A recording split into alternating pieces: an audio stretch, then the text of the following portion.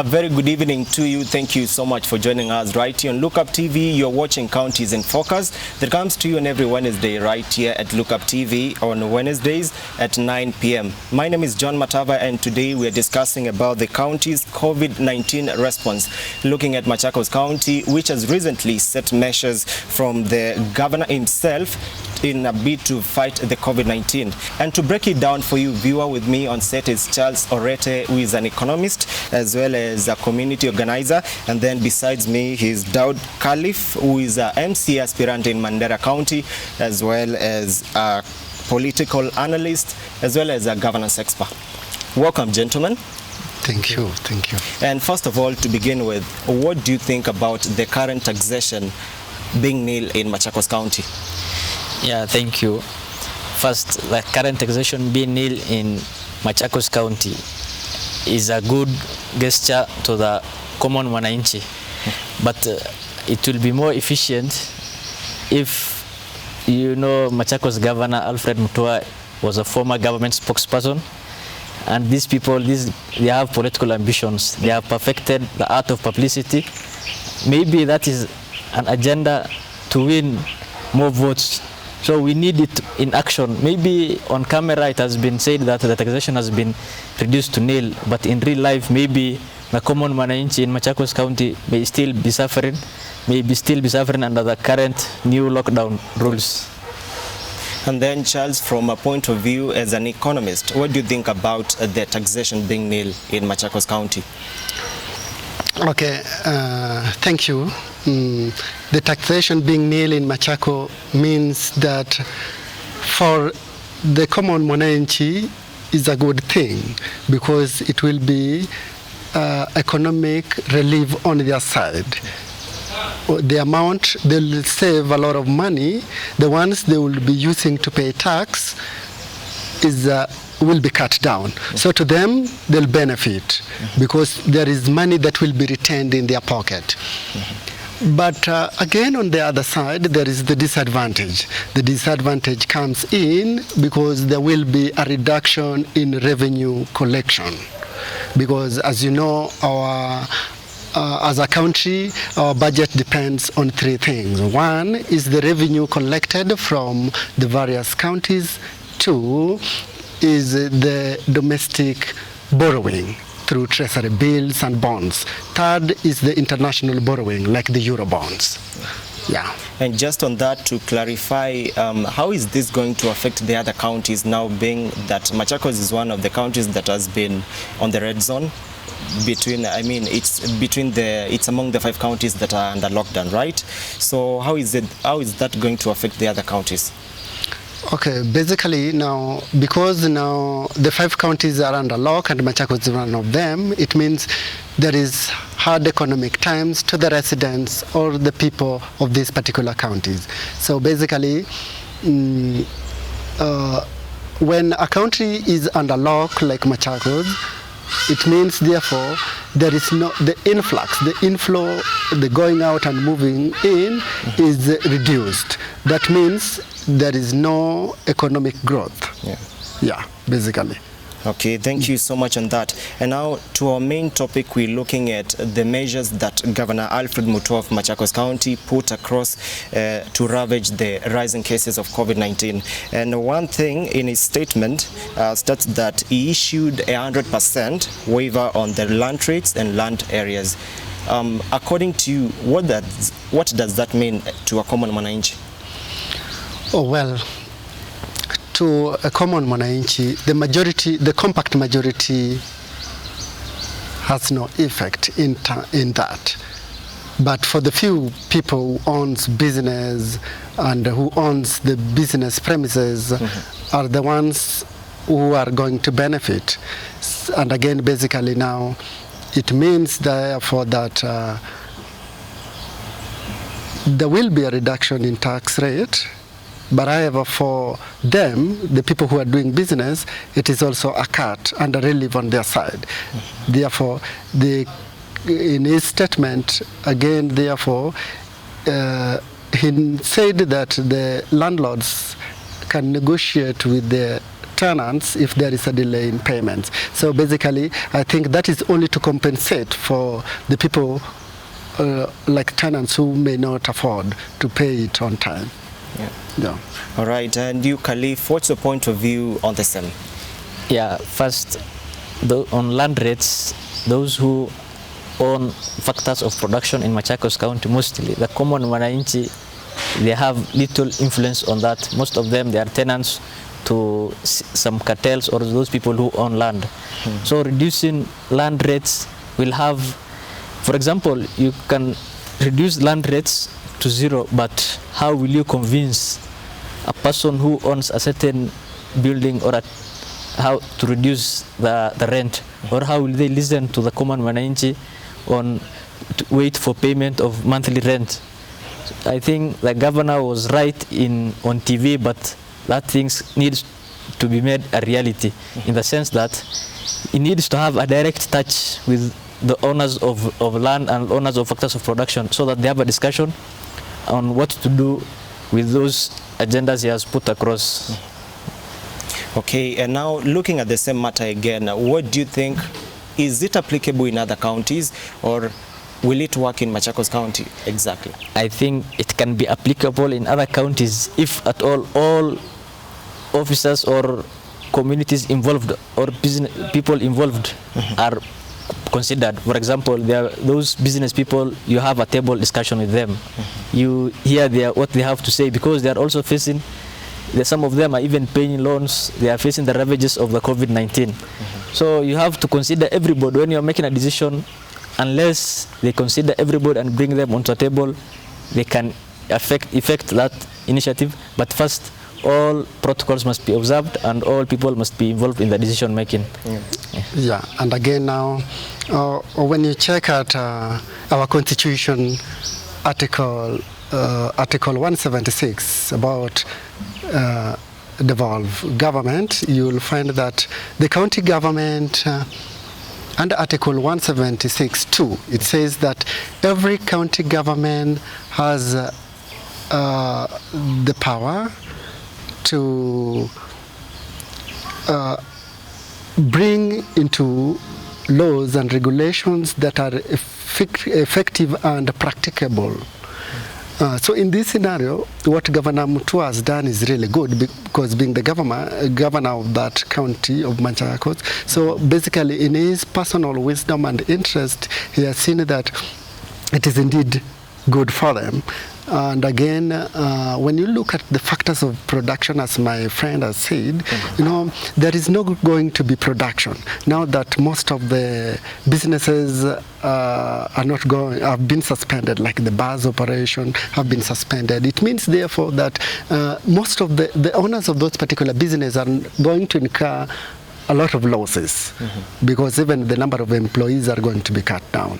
So I think that is good for them to cushion the losses that they are going to incur. But for me, I think first the lockdown was not well thought for, because you cannot wake up one day. It seems that the Uhuru administration has lost touch with the real mwananchi on the ground.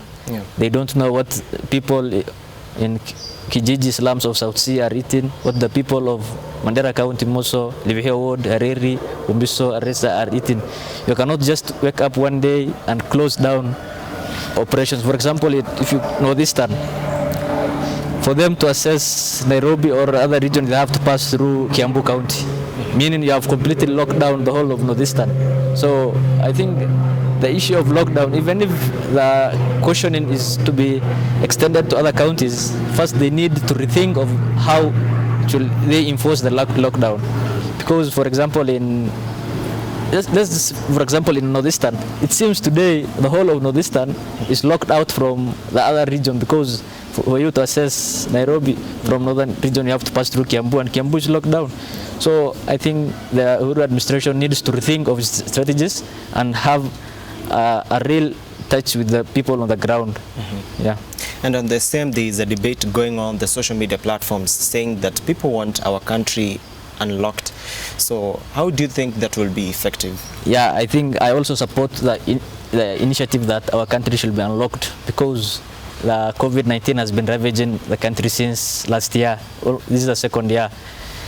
You close down bars, you close down hospitals, you close down hotels, you lock down some counties. What have you put in place to caution those people who have lost their jobs? There are people who are paying school fees. There are people, depression. What have you done about depression? There is mental illness that is ravaging across. People are committing suicide because they have nothing to eat. The government did not put in place measures to caution those people. As a government, as the whole government, what it could have done first, it could have put in place measures for those people to benefit from. You cannot lock down somebody who is hungry. People are hungry and you want to lock them in a house. What will they eat? That's why the Uhuru government, the lockdown was not well thought for. I think it will be better if the government unlocks the country, puts in place strategies to make sure that any person who has been locked out or who has nothing to eat is counted for and is considered. Yeah. And again, on the same, Charles, on your point, do you think maybe, according to Governor Mutua, he has already made some cushion measures to curb the ravaging cases? Do you think maybe President Uhuru Kenyatta should do the same? Yeah. Now, to start with, a president directive or a president order is like law. So once they locked down the 5 counties and put in the curfews and the lockdown, that becomes a law. It's unquestionable. And there is nothing you can do about it. Yeah. It's so unfortunate. It's very unfortunate. But again,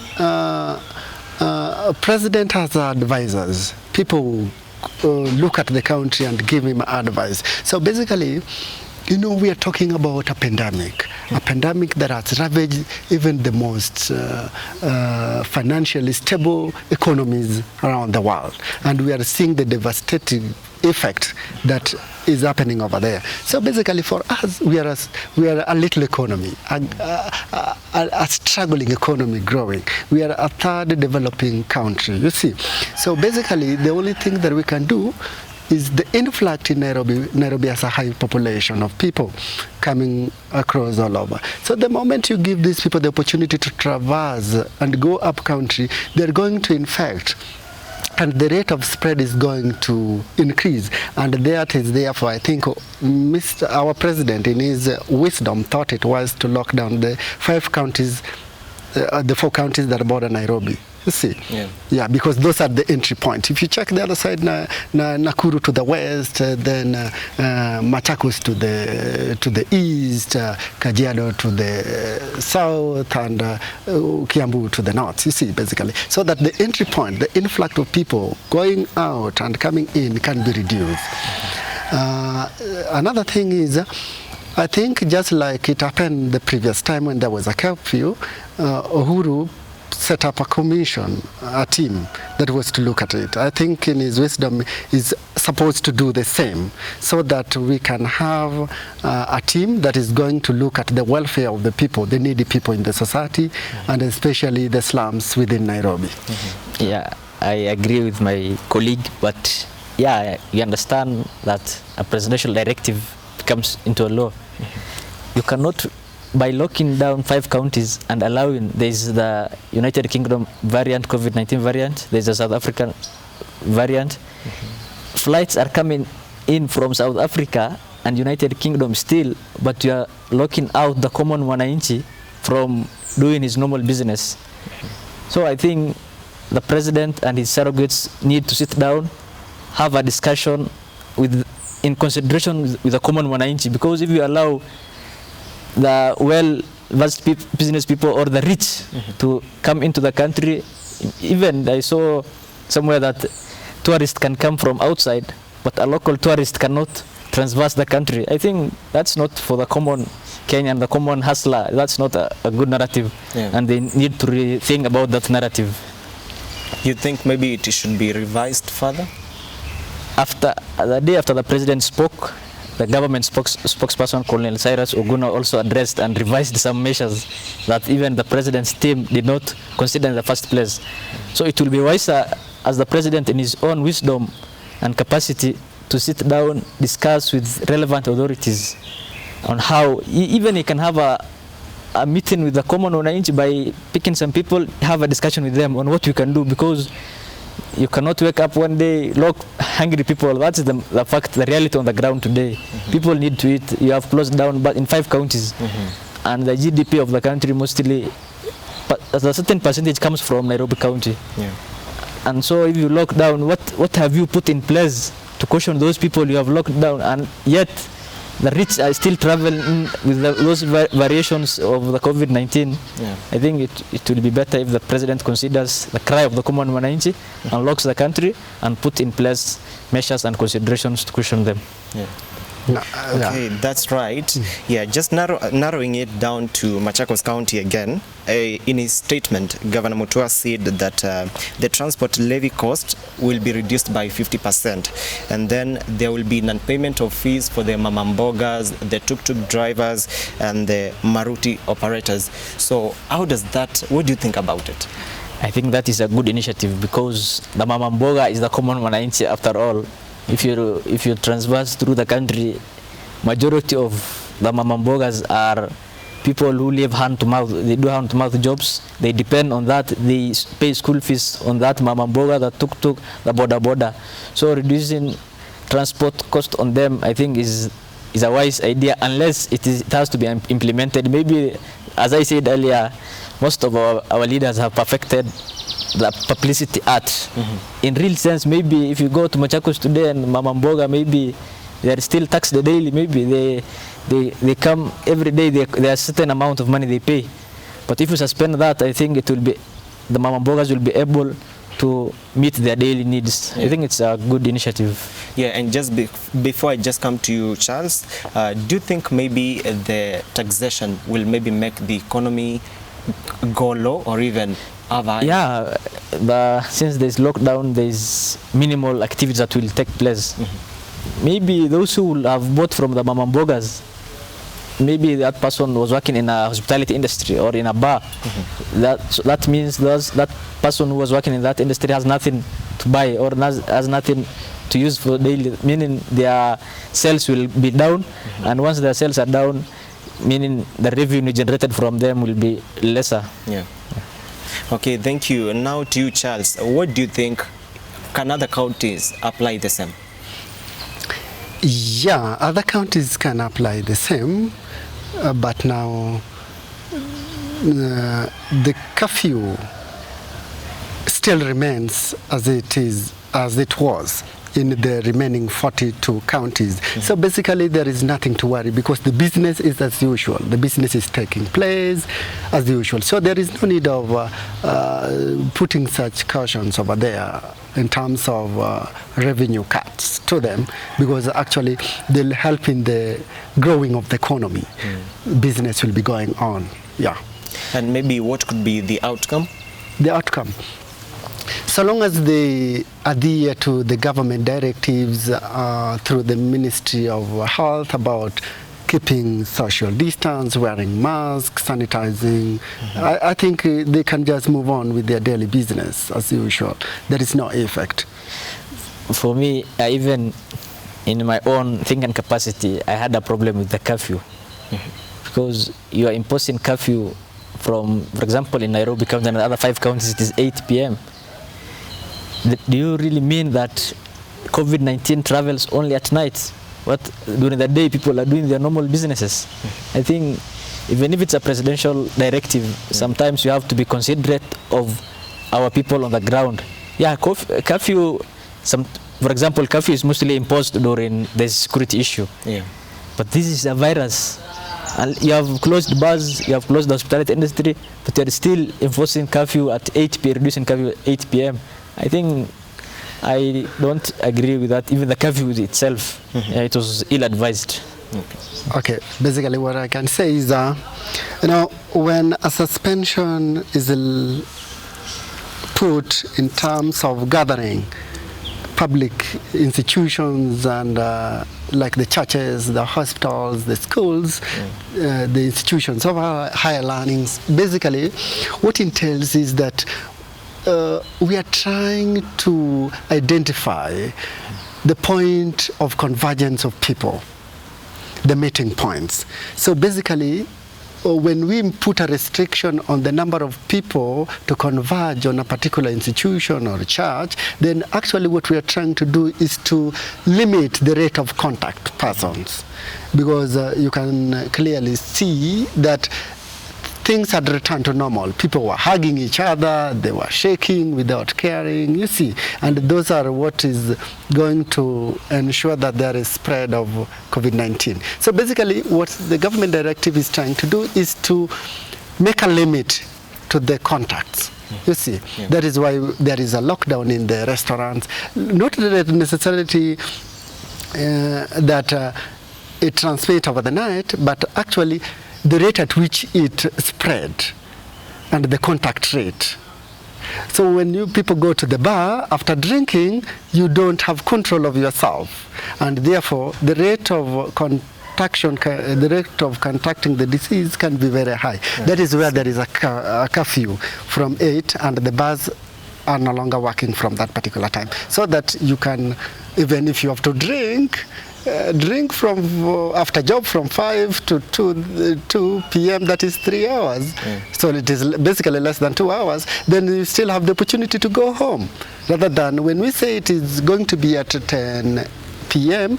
Then you will be drunk, and therefore you'll be under influence, and therefore you can't take control of yourself. Yeah. Okay, thank you so much on that. And now moving on, this next statement by Governor Alfred Mutua, he said that the county government has also scrapped off the fire license. What does that mean to the Machakos resident? Yeah, to scrap the fire licenses simply means that now, because the business is down, and therefore there is a reduction in the profit that the business entrepreneurs make, and therefore the cut is in line to not to burden the business and the industries that exist within Machakos County. So basically it is a good idea. Yeah. All right, and what's your point of view on this then? Yeah, I think using fire licensing rates on businesses is a wise idea, because people are already grappling with the COVID-19 ravages. So once you reduce that, the sales, obviously there is curfew at 8 p.m., meaning business hours will be reduced to, meaning reduced sales.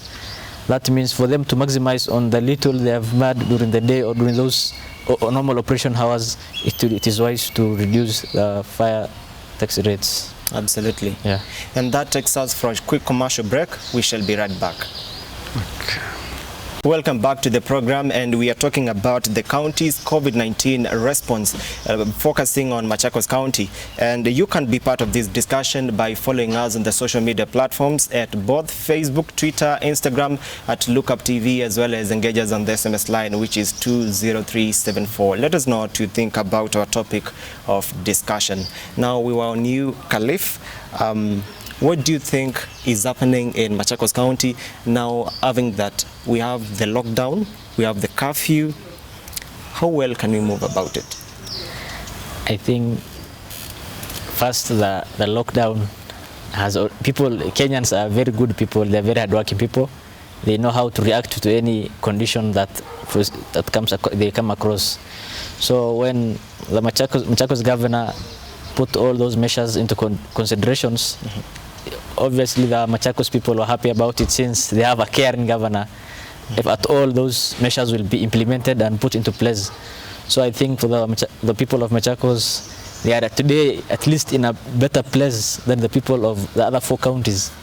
Because them, there some taxes have been scrapped off, their measures have been put in place, and they can do their normal business operations as usual during the curfew, before the curfew hours. I think they are in a better position than the rest of the locked up counties. Yeah. Thank you so much on that. Moving on still the statement of Governor Alfred Mutua, he said that the single business permits for all private learning institutions were waived by 50%. And now the county government has also partnered with other local supermarkets like the Mule's supermarket, right? So how will this affect the economy of the supermarket as well as those surrounding the county? Okay, basically, it's all about the interest of the people as at now within Machakos County, being that it is locked. So, partnering with the Mulei supermarket is a way to subsidize the cost of essential commodities that are going to be used in every household within Machakos County. So basically, it's a way of cutting the cost of living to the residents of Machakos, which is good, owing to the fact that there is no flow of cash because of the cuts of jobs and the profit made from doing the business. So it's basically good. Second, for the business like the PK Mulei, the Mulei supermarket, it has been in existence for some time, and it's really doing business. And again, that is one way of giving back to the community, the corporate social responsibility department. Yeah. That's great. And you, Khalif, what do you think about, we have the supermarket, right? And they've reduced the prices of the commodities. How is the supermarket going to flatten the curve to have a good sustainability? I think that is the governor or the county government of Machakos might have made a contract with Mulei supermarket to reduce the price of commodities. Maybe the commodities they mean, maybe essential commodities that every household needs for day-to-day activities. So it might, maybe the contract, maybe the county government of Machakos has made a mutual contract with them. Maybe the county government can pay them in equal measure in order to cap or cushion the people of Machakos County, since essential during this time of, for example, if you remember, the livelihood as time goes by is becoming harder every day. So by reducing the prices of essential commodities, I think that will be a great milestone for the people of Machakos County. And again, on Governor Mutua's statement, he said that he also urged the petroleum industry to reduce the prices and to have a little bit of the profits they are making. How do you think this will be going to be effective? Now looking at it that Machakos is locked, the rest of the counties still have the same fuel prices. How will it be effective? Okay, basically, there was a rise in fuel prices just the other day. So, to cut the cost, first of all, when you reduce the cost of the fuel, it therefore implies that the transport sector is going to move efficiently without any hitches, owing to the fact that there is going also to be a reduction in the profit they make, which is imposed by the curfew with the number of people boarding the passenger vehicles. You know, initially it used to be 13 passengers, now there are 8 passengers, you see. So that will commensurate the loss of the profit that they make.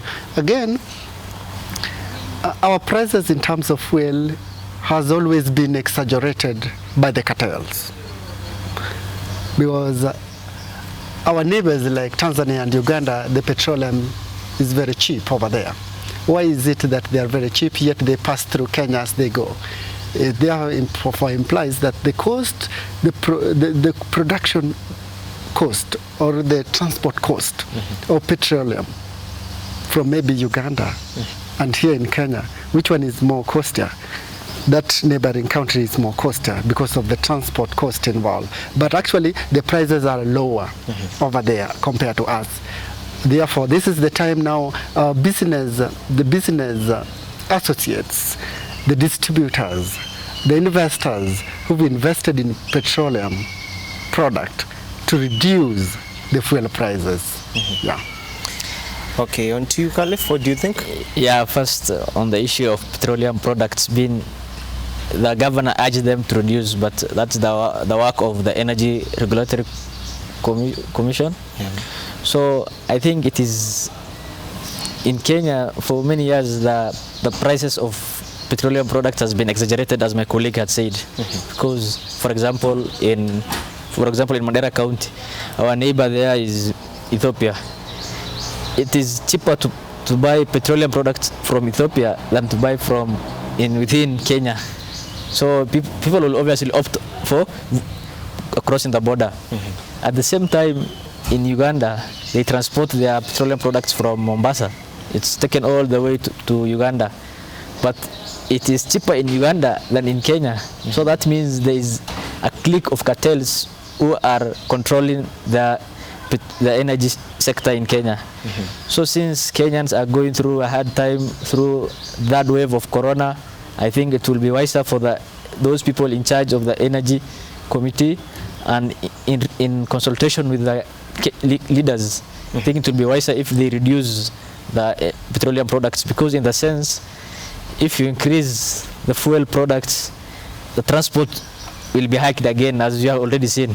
The transport will be higher, meaning that will be more pressure to Kenyans who are already grappling with that wave of COVID-19. So I think it will be wise if those who are in charge of the energy and control of petroleum products, they consider Kenyans, review their prices, because you wake up one day and hike the prices of fuel products, which Kenyans use daily.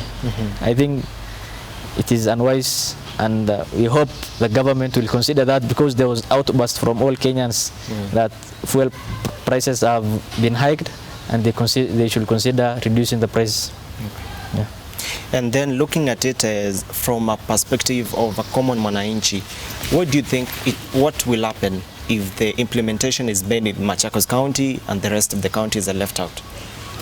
I think since petroleum fuel is a national thing, even the government will consider implying or enforcing the same across the country in the 47 counties. I think it will not be wise if they only effect it in Machakos County, because all Kenyans across the country are feeling the same effects and are grappling with the third wave of COVID-19. Yeah.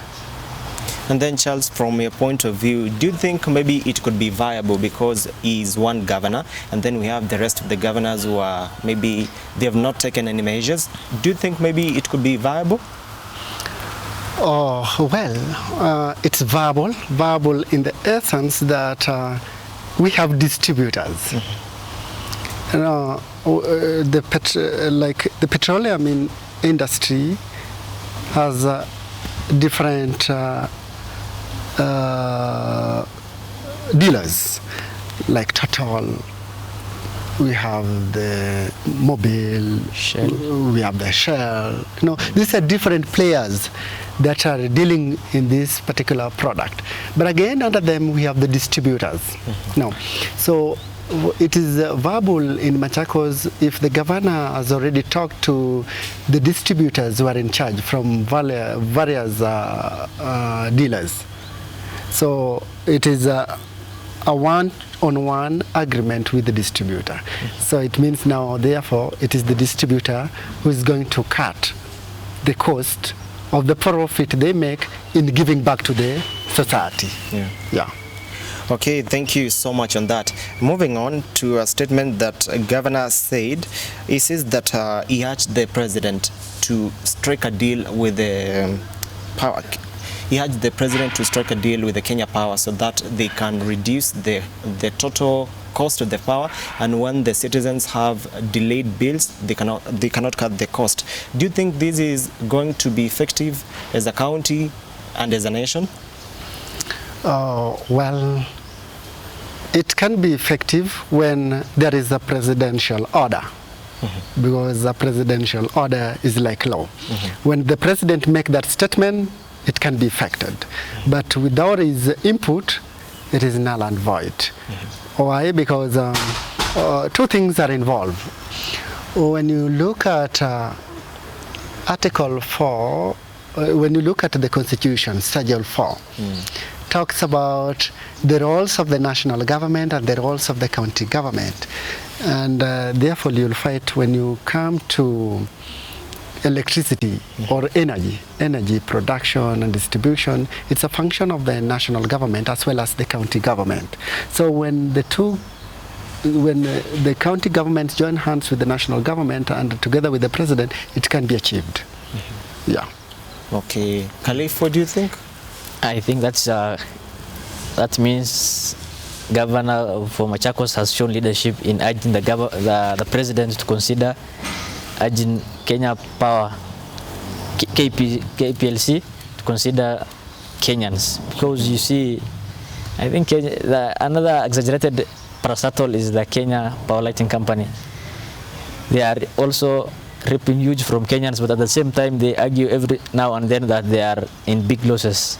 So I think it is a sign of leadership, if at all the president will listen, and he has the power to give presidential directives to ensure that Kenyans are not locked out or cut off from KPLC during this pandemic.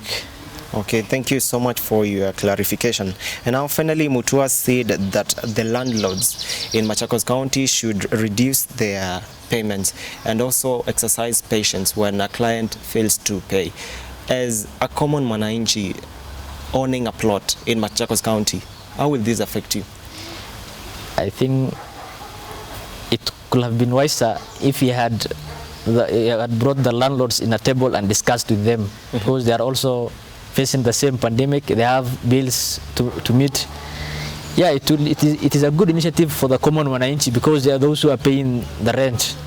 But how will you make sure that the landlord is also not equally ravaged by the pandemic? The landlords are also facing the same problem.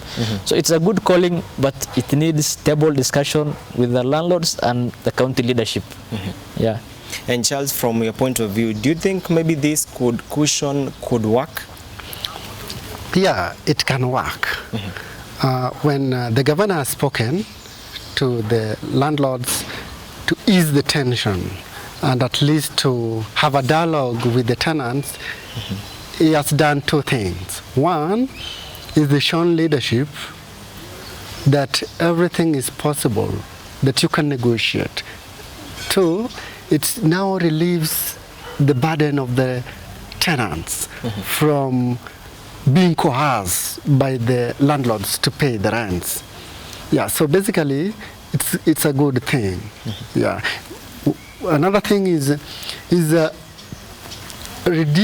suspended the land rates, and therefore these businessmen are not under pressure to collect the money in order to pay the land rates. Now there is a cut on their side, and for it to reach the common mwananchi, there is also a cut. Yeah, so they can review or they can delay, yeah, until normalcy returns. Okay. Yeah. And thank you so much on that. And now, looking the whole issue as general, where do you think this is going? I think that wave of corona is truly ravaging the country. We are seeing deaths of people who we know or close people. So that wave of the COVID-19 is real. That's a reality fact. It's a reality, but still life must continue. People must continue doing their businesses. The Kenya leadership, the Uhuru administration needs to consider the common mwananchi on the ground. They have to, when you're making decisions as a leader, you must know of the reality on the ground. But once you lose touch with the people on the ground, the decisions you are making might have a negative impact on the common mwananchi. As going forward, I think the president and his team and the committee that he put in place need to have a real discussion on what is happening on the ground, because corona is there, yes, but people still need to eat. People are dying because of mental illness, depression, because they have nothing to eat, they have no jobs, people have lost their jobs. All those considerations must be put into place. Okay, thank you. Yeah, so basically what I will say is corona is with us to stay, and the third wave is very strong. We've seen how it has affected other countries, especially the rich countries in Europe, in America. Yeah, so it's a real thing. So my plea to the citizens of this country is to adhere to the government directives, keeping social distance, wearing masks, sanitizing, and avoiding most congested places. Two, I call upon every corporates, institutions who have the capacity to help the needy in the society, to give back to the society, because a lot of people have lost their jobs and they are going through difficult times. Most of them need food, basic needs. And again, third, I thank community organization training program, which is based in Nairobi, who've already started involving the community members in creating awareness about COVID-19 issue, and again equipping them with the skills to generate more income during this particular time. Yeah, so it's upon each and every one of us to at least give hand to the needy in the society, because when we don't support them, we'll hear a lot of suicides and a lot of mental illnesses coming up. Yeah, and again to the professionals of this land, like those dealing with the counseling. It is time that they need to reach to the communities to have a dialogue with them, because a lot of people have depression. Yeah, so they can help. Yeah. And again, now looking the leadership of Governor Alfred Mutua, could other leaders emulate the same? Yeah, other leaders are able to emulate the same and do the same to their counties. However, two things are involved in leadership. One is your ability to govern, your capability, your passion to govern. Once you have that, it therefore means that you have the interest of your people at heart. Two is about the will and the desire to elevate your people from the poverty that exists to another level, to ensure that there is service delivery to them, which is effective and accurate. Yeah, that's a good question. As I said earlier, our leaders, most of our governors are people who have perfected the art of propaganda and publicity. They just do some things to voters or to gain political mileage.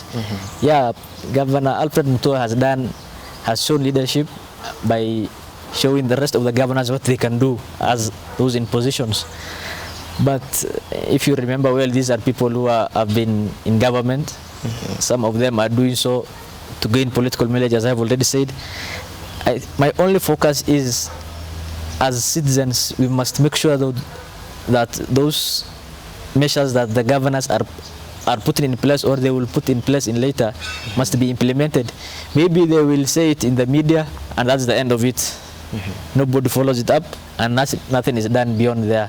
So as I urge our leaders, once they make some public measures to caution the residents of their counties, they should enforce it, not leave it in the media only, in the air.